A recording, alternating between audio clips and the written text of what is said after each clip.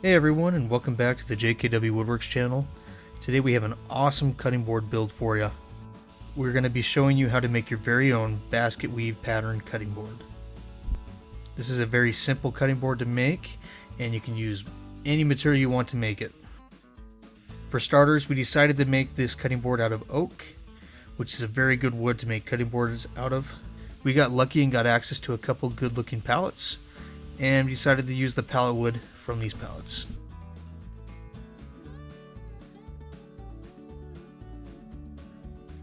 It's safe to say that the hardest part about this project was tearing down those pallets. The goal was to get as much wood off of it as we could without splitting it or causing any unnecessary cracks. To start this project, you're going to need 6 pieces of wood, all planed down to the same thickness. Consistency is very important on this pattern or scheme.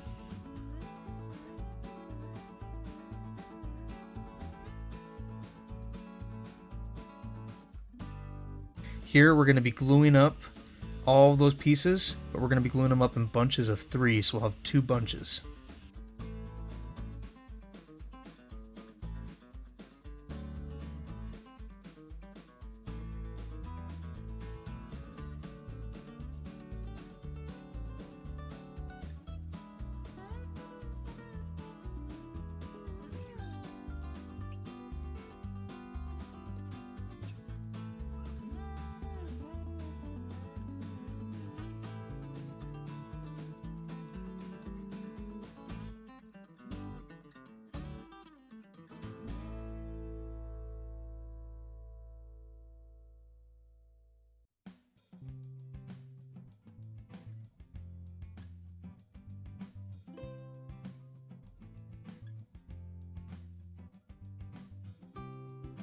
Now we're going to be taking it to the table saw to be trimming it up.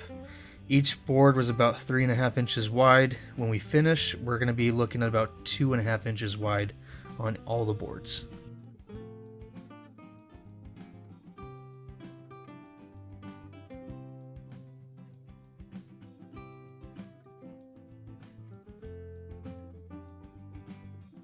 Once the sides are all trimmed up, we're going to be taking it to the miter saw and we're going to be trimming up the edges, and then we're going to cut it into 4 pieces that are more manageable length. Then we're going to take those pieces to the planer just to get rid of any saw marks and make sure that they're all the same thickness and size.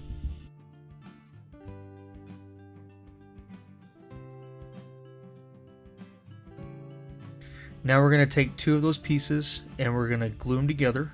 We're going to start by putting glue on the end grain of one of them and using it to glue it to the face grain of the other piece.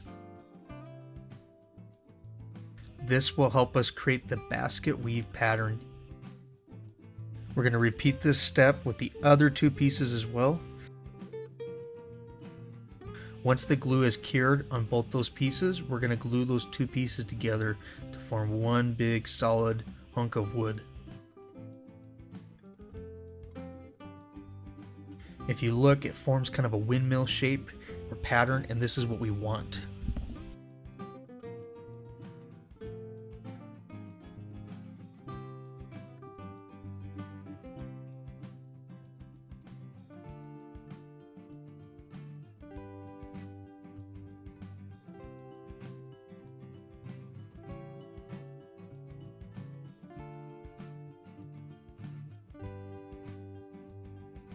Once the glue dries, we're going to take it to the table saw so that we can cut off the ledges.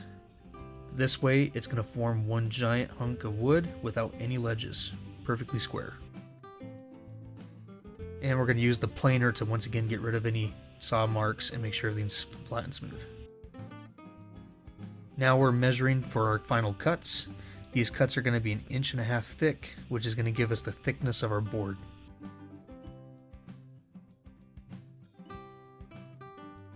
Now we're going to use our miter saw to cut the pieces.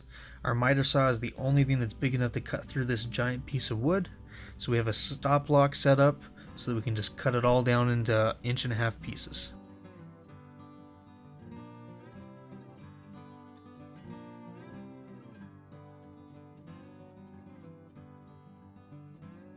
And we know miter saws typically leave little burrs on the ends, so we're using a sander to clean those up.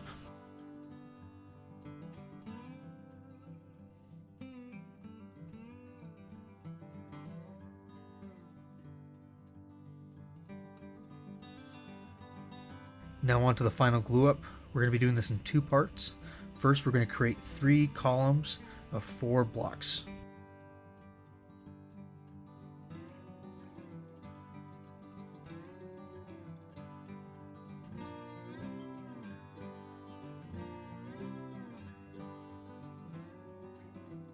The second part is we're going to be taking those 3 columns and we're going to glue them together, creating one giant tablet.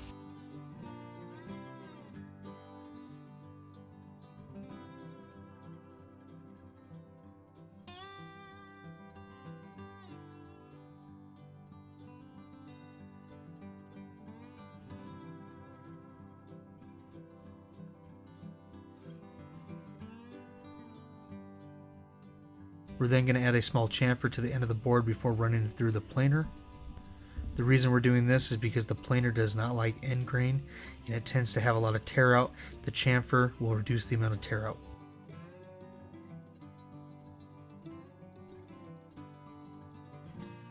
And then using the planer, we got it all flat and level.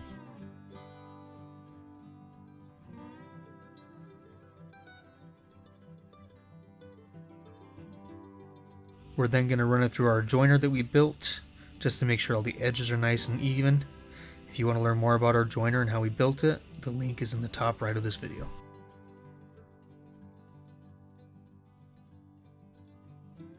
Before we can start the sanding process, we first need to fill in all the cracks. Pallets tend to get used and abused, meaning that the wood is going to be cracked, chipped, and weathered. So you might notice that there's a lot of cracks, divots, and voids that need to be filled. To fix these voids and cracks, we're going to be using sawdust and wood glue. And all you do is you put a dab of wood glue in the crack or void and then cover it up with some sawdust and mix the sawdust in with the wood glue. Using your fingers, really push it into those crack and crevices and let the wood glue cure and dry. And it will look like it never was cracked or voided. Now that we're on to the sanding process, we're going to start with 80 grit and we're really going to work on getting rid of all those wood glue residue spots. Then we're going to move on to 120. Then we're going to add a quick chamfer on all the edges. And then we're going to go to 180 grit.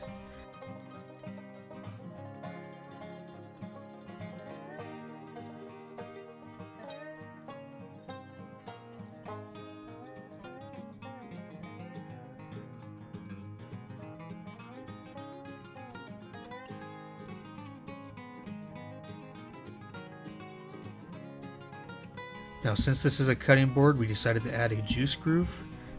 Right here we're marking out where the juice groove is going to end. And then we're going to be using a plunge router and the Miles Craft edge guide to cut out that juice groove.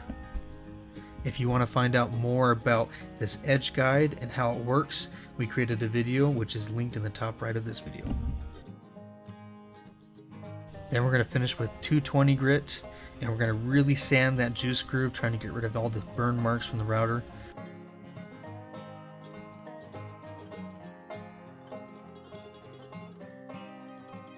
Then we're going to use some mineral spirits to clean up our project and get rid of all the extra sawdust and little particles.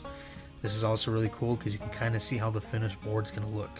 Doesn't it look great?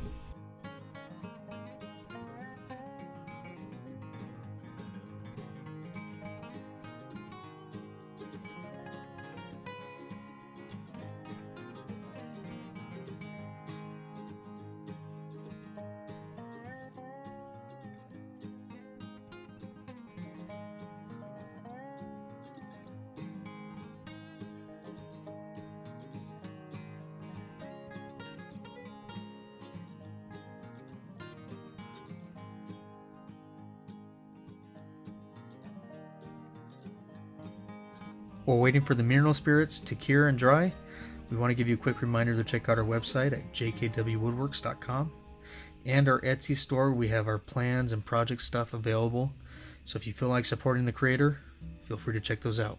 Thanks.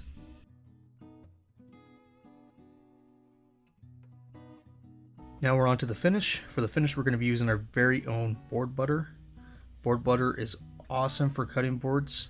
It's just mineral oil and beeswax, and it works out really good and helps the cutting board be not only food safe, but sealed and protected. If you want to find out more about board butter and how it works, we have a video that is linked in the top right of this video.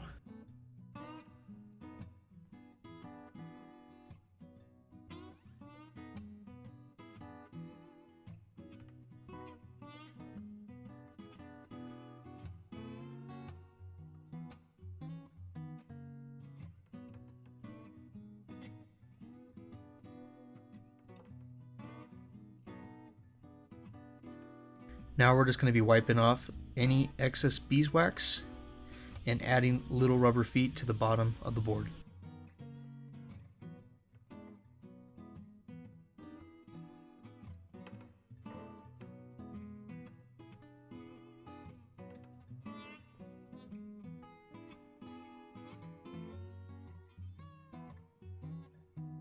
And there you have it. Here is the finished product.